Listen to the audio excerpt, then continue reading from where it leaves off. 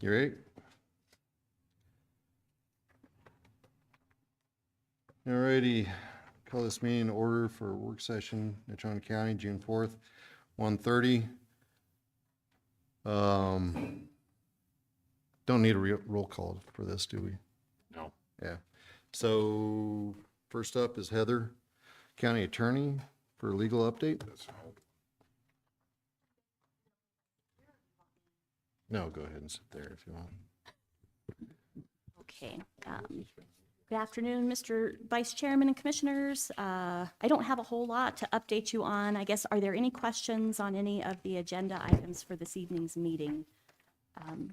Like primarily we have subdivision hearings and then a few items on the consent agenda. Were you gonna find out if, were you gonna find out the status?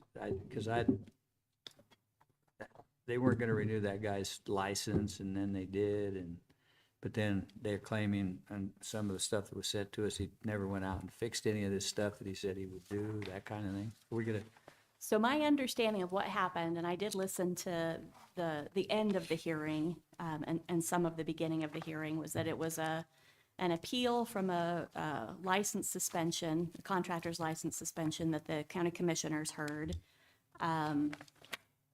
Ultimately, the motion was made to revoke the suspension, and it was seconded and then carried. There were no conditions attached to that, nor do I think there can be, because I don't think the contractor's rules allow for that. I think it's a suspension or revocation, or, you grant the license. I think the rules would have to be changed, but there were no conditions attached to that. So as far as I know, he was given his license back. There was some discussion about him working with some of his customers or clients, but that sounded like that would be done, outside. so he didn't have conditions on his license, like, Commissioner Laird, so what happened was initially he was administratively suspended through the building department, through the permitting.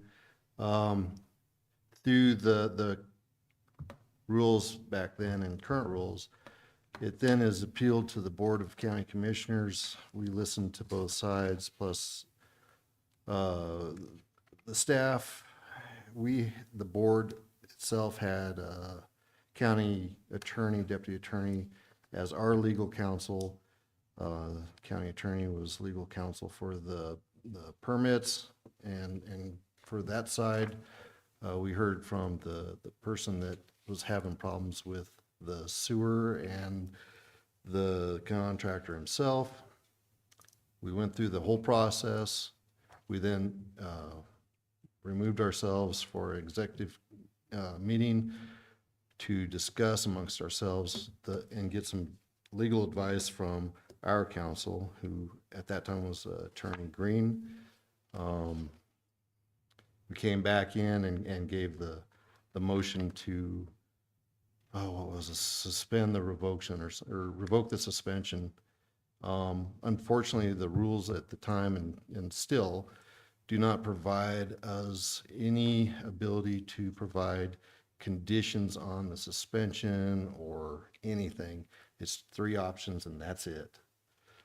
There was discussion at the time that we needed to rework them. Unfortunately, that kind of fell through the cracks. Our attorney gave advice that there should be an order prior to the executive meeting. Gave us the opinion that there would need to be an order with facts, findings, and anything of that nature. When we came back out of the exec and gave our decision based on advice from the same attorney, no order was needed. It was to be found on record at the time. so That was it. would it be appropriate to say that he's licensed by the county, he's in good graces with the county At this presently? time, yeah. That's kind of what I'm. Yep. So I actually do have a question. I kind of look at like Mills or Evansville having their own water plants out there. And when they get to a certain point beyond capacity, they just can't grow anymore. They can't have anything added to it. Do we have anything in the county that would say that when we do a major subdivision like this, that there has to be, I get it's county, you can drill for wells, but is there a certain density of lots when they get divided like this that water would need to be, provided to the people in that area? And I kind of look like out at 10 Mile and Willie Road out in that area, they're being serviced by water, and I think they're in 10-acre parcels. Do we have anything written like that that would require that on a subdivision? So I think, and I didn't bring the subdivision regulations, but I think they're flexible enough for the board to make, to require conditions regarding the provision of water. So yeah, I think that you do have that capability to do that. Okay. Just so you know, that area has been expanded. Regional just expanded all of the service area, and that is now inside a regional service area. So, according to the new map, the one we voted on, Paul. It doesn't mean a regional service. No, I'm just saying it's within that map inside. Right, it could be that we could require the amount of lots could be set per amount of available taps that regional would be willing to provide. Or something like that.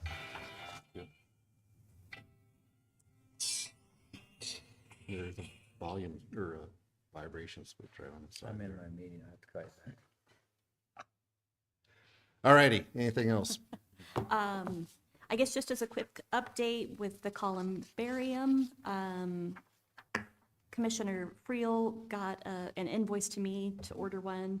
Michelle is getting to work on that, so we'll get the payment made and get that ordered. And then we have a draft MOU with the city. I'm just making a few changes. We'll get that back to them, and hopefully, perhaps at the next meeting, we can approve that as far as the placement of the columbarium at the Highland Park. And just add to that, they actually have one in stock. So as soon as this is done, they will get it shipped. You're looking at me puzzled. No, it's like their showroom floor. How do you have one of those on stock?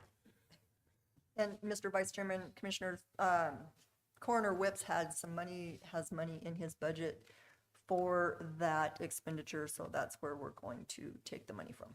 Okay. Sounds good. Any other comments? Commissioner Laird? I'm still at a level on this contractor as to whether he's really is in good standing with the commission. At this time, I even see Mr. maybe not with the Bertoldo's name commission, but mentioned with in the here. county. Huh? So going back to that again, when Commissioner North made the motion and it was seconded by Commissioner Hendry and passed, starting with Brooke, Commissioner Kaufman, and going through the whole board, we gave him our opinions and thoughts of his business activities and cautioned him greatly. It was with those cautions that we were looking at rewriting those contractor requirements, which haven't been done yet. We need to get on the ball and get that one done. But yeah, as far as the county's concerned, he's still in good standing. Now civilly, between all the property owners and people that he had problems with, civilly, he's, whether he's in jeopardy or not, that's between them. What are the conditions we can refuse to grant a conditional use permit? Are they the same as down the line, same as with the gravel pit, the same? Or is it, Same thing. So I don't understand the. well, if this guy's applying for a conditional use permit, I'm just wondering what we have to consider before we give it to him. Right. And Mr. Vice Chairman, he's applying for a subdivision permit, so different set of rules. Yeah. right. So It's not a that's condition. different. So are Yeah. there conditions there he has to meet before we? Yeah. Yeah. And do you have those outlined so I can see what they are? I do not. I know that'll be part of the presentation this evening. There may be, I think there are some kind of late-breaking issues that have developed, though, so I don't Yeah, know there was that. one about, one of these people said something about he wanted to shut a road down in there. So I'm wondering if people can do So there's that. a road that goes up to the VOR, and I believe he's proposing to reroute it for a perpetual easement. Do other people use it? I wonder. I have no idea. The easement's for the VOR, though. That's the main thing.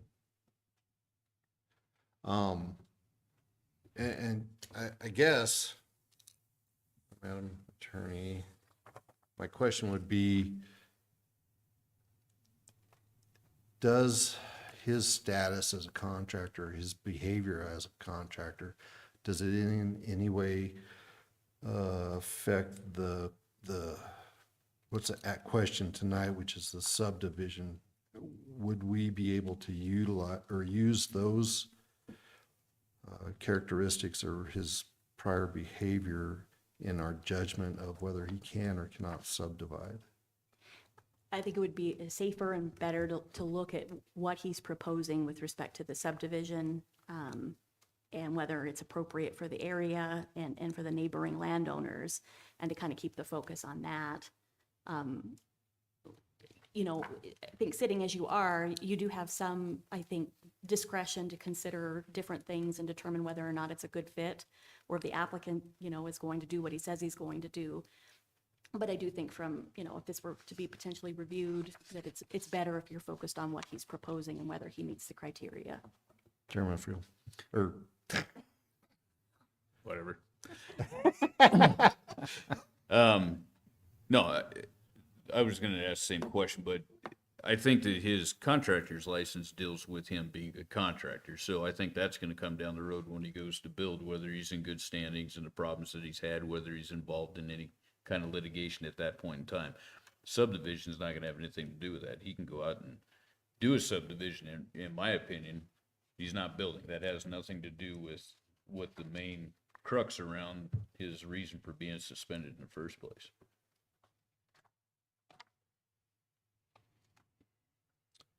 anything else? Not really, unless you have any questions about anything. that I'm working Anybody on. have any questions about what's coming up tonight besides the subdivision? That one? Anything on the second one, the Petroleum, or not? Bertinoli. There's Petroleum. Hey, Heather, One of those B people. I do have one concern. If there's current litigation against him as a contractor, and I realize they're two different things, so don't misunderstand me, but, being able to follow through and do what needs to be done accordingly. I think even though they're not directly tied together, I think those can be looked at as whether he's going to follow through and do the same thing on a subdivision, because we all know of subdivisions around the county that have been started that have not been completed, you know, according to the original design, because for one reason or another.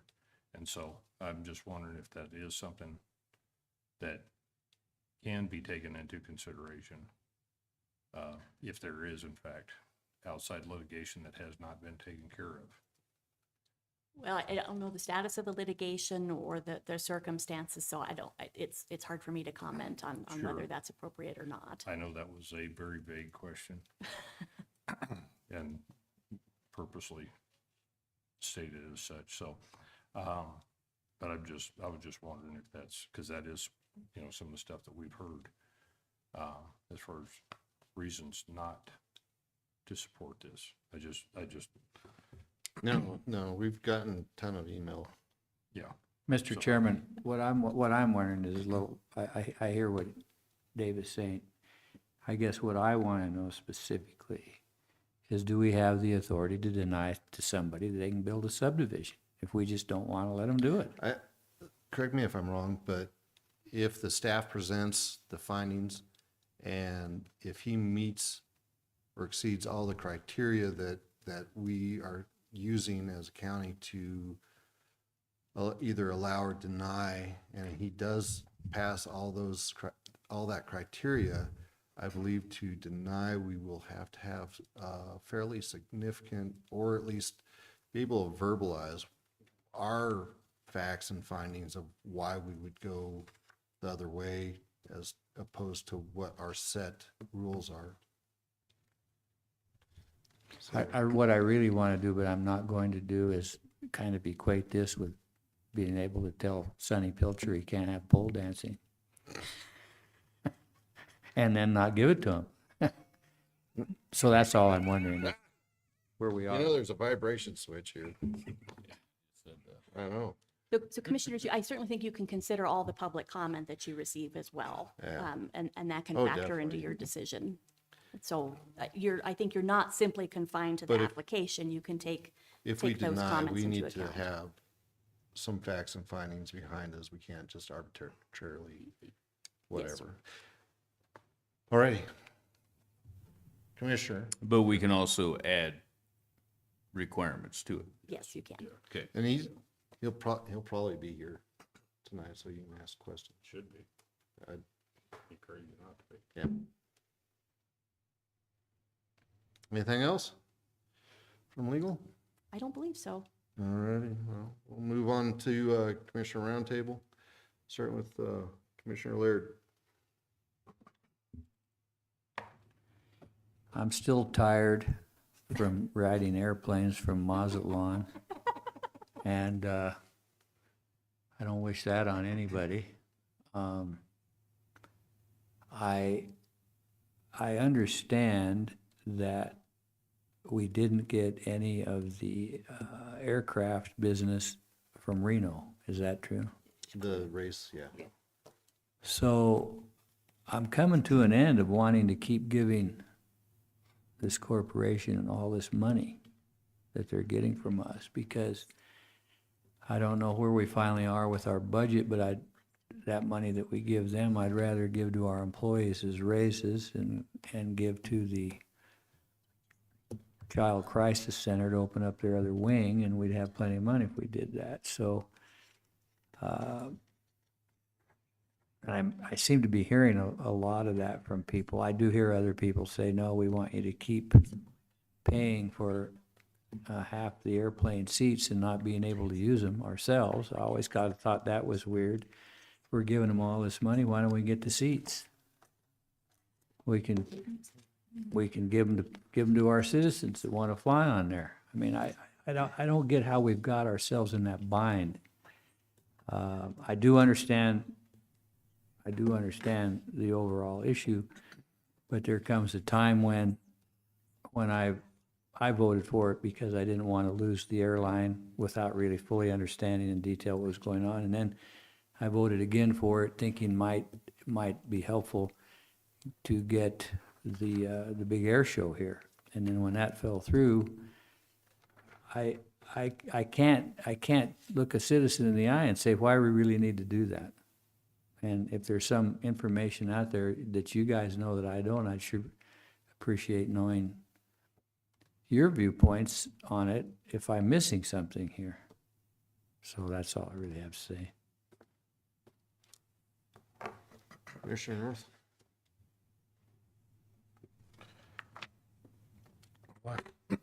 After about 9 months of working on the proposed shooting complex proposal, we submitted it to the state yesterday, 218 pages.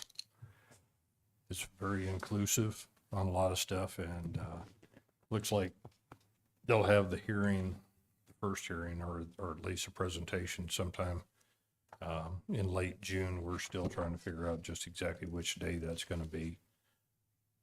So, and then after that point, they basically decide whether you're on the short list or not.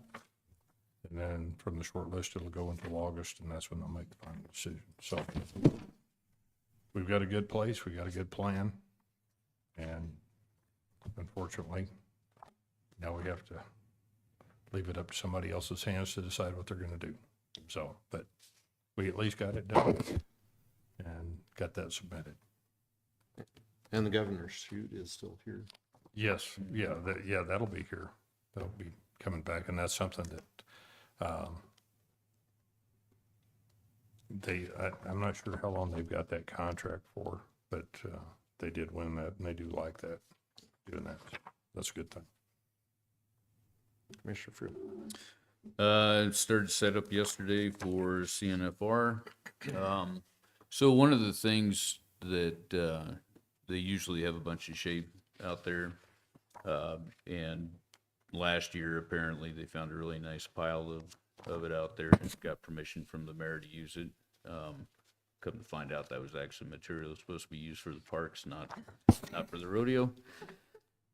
And so they wanted to use the same stuff this year, and they were told, no, that's not gonna happen. So, question I would have for this commission is in years going forward, because it can't be that expensive. They need like a truckload or maybe a truck and a half load of that, is finding out a cost and providing that in a pile out there so that they're not scrambling at the last minute trying to find it. We're looking at different things this year as far as like mulch from the dump, but the problem with that is you got bigger pieces in there they got to sift through, and it just takes a bunch of time to get that done. I can't imagine it'd be that expensive each year to have some of that delivered up there. So I told them that I would bring that up to see what the appetite was for future years, not this year. They got it. They're sifting through what was left from last year to do it right, but future years to have that provided. So as far as CNFR goes right now, I think yesterday's number, we're 50,000 plus in revenue ahead of last year. And ticket sales are up. The season tickets are extremely high this year. So we definitely have broken records, and will definitely break all records. 3 years in a row that we just consistently have broken the year prior's record. So, yeah, and it'll be next year. Their Wyoming Sports Ranch is going to add that mercantile up there, so they'll have like 200 more vending spaces up there, and just keeps growing. So it's rodeo season, and tomorrow night's the mixer at Fremont Motors at 6 p.m. In case Dallas didn't know that. I didn't know that. Okay. It's actually at 7, Dallas. We'll see you there. That's all I got. Steve, I thought it was at 9. Oh, yeah, I'm sorry. It's at 9 o'clock, Dallas. You'll go through the back door.